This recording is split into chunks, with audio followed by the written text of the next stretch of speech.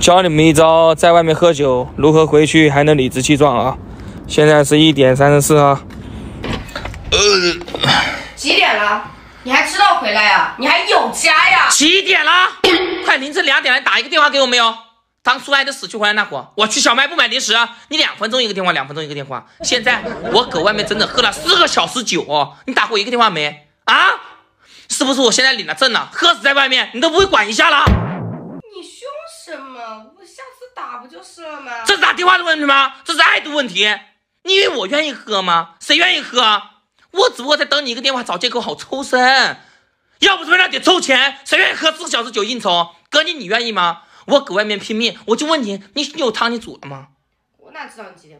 你应该时刻准备的。去，给我做醒酒汤。有人来了。我朋友给我带的草莓奶，知道你喜欢喝，我愣是给你留。我做啥事我都能想着你吴极奇，你就偷着乐吧，你就还在这里好意思问你。